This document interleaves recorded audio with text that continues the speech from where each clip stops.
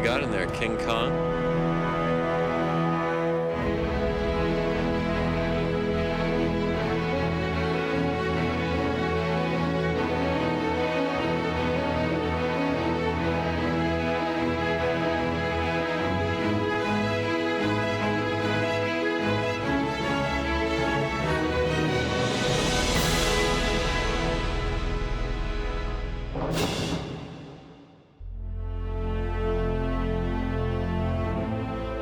Looking back, the backlot was symbolic for Hollywood. And making movies was my dream. So coming to Universal for the first time was a dream come true for me. The backlot has a magnetic attraction to a young filmmaker. The scenic docks with these massive paintings of blue skies and all this artistry that's been connected with filmmaking. You get to shoot on the lot, and then you look over and it's like there's Jaws. And then you look a little bit further and it's like a Dr. Seuss village. What a fun place to work. It's got the theme park and it's got the working studio. It's not like a fake studio where you're going through a tour and it's just kind of like extras pretending to make movies. They're really making movies there. When Carl Laemmle opened Universal City, his intent was for it to be the movie-making capital of the world. And that's what it turned into. Anything and everything that filmmakers want to do is here at Universal Studios. I love being at Universal. It's always been a great home for filmmakers. Bob Zemeckis had his home there, and Ron Howard had his home here. His next cue, he says, "Stay, Elliot." You know, it's thrilling that guys like Steven Spielberg were able to find themselves creatively at Universal. Hitchcock had an office here. Just to know that he was there and walk by and know he was in that office and know that such an incredible genius was in residence here.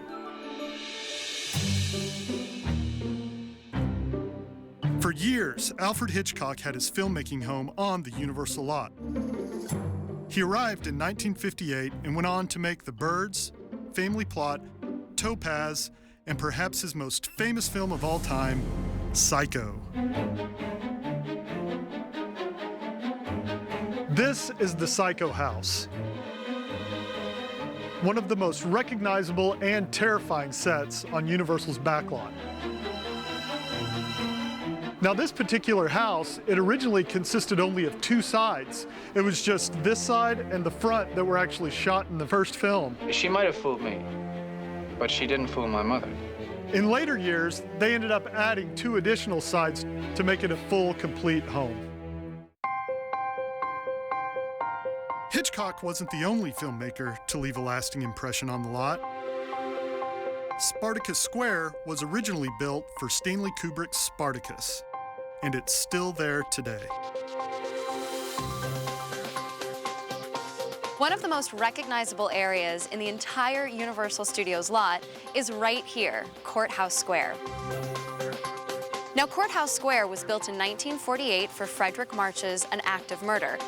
A lot of people recognize this area from the 1962 film To Kill a Mockingbird. Let's go watch. No deal. But even more recognizable, this was Hill Valley from Back to the Future. Just behind me, in fact, is where the clock tower was located.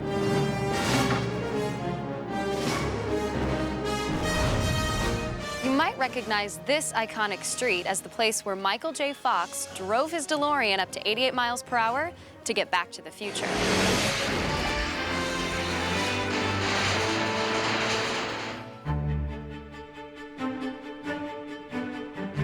Driving around the back lot, so many movies made there. There's that little, like, Mexican plaza. That is the oldest still standing set in Hollywood, and that was built for silent westerns. Carl Laemmle really wanted to have Western sets available to use, so they were permanent structures. We did classics like Winchester 73, Destry Rides Again, and My Little Chickadee.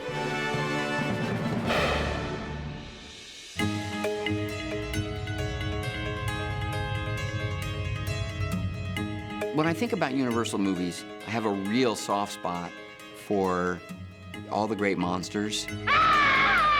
Frankenstein, Dracula, Wolfman, Mummy, Creature from the Black Lagoon. Really fine films.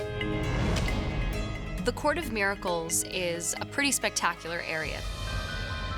It's a very distinctive area, too. Everybody recognizes the fountain right in the middle.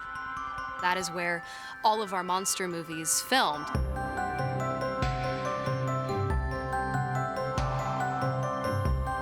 It's a beautiful courtyard area modeled after basically any European town. Scenes from Creature from the Black Lagoon were shot at Park Lake. It's a versatile man-made lake that has been used in dozens of TV shows and movies. So whenever they want to shoot a scene from a lake or a swamp, they can shoot right here at Park Lake, which is behind me. It was a thrill being on that lot. Going to a bungalow that had been there for 40, 50 years, you really feel part of a continuum. The Universal lot. It was like what I dreamed of movies being. Sort of a golden age and that grandeur. The set for the Phantom of the Opera is still up. It's kind of been changed, but it's up.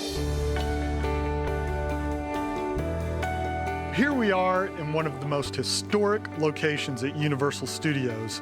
It's Stage 28, otherwise known as the Phantom Stage. It was originally constructed in 1924 for Lon Chaney's Phantom of the Opera. Over the last 85 years, it's been used countless times whenever a Universal film has needed a theater set. That set is such a deep part of the history we have on the lot, and it's all within the walls of a soundstage.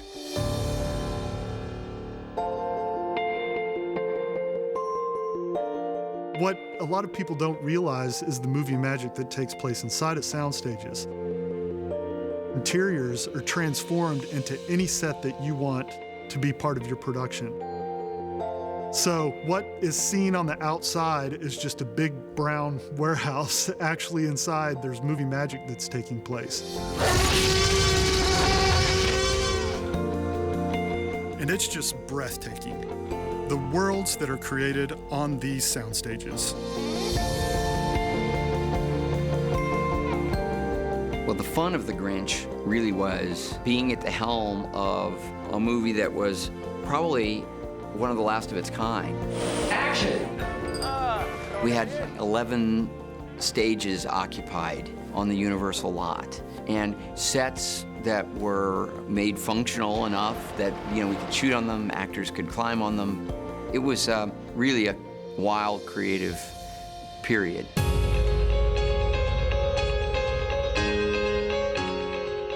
As I sit here in front of the Spartacus set, where we shot the gospel scene in Blues Brothers, I look back and feel privileged and honored to have had such a rich experience on the Universal lot.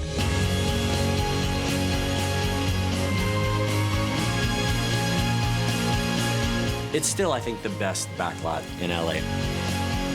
I know it's a cliche, but it is a really magical place. I love it here. This will always be my ancestral roots, and I will always have a place in my heart for Universal.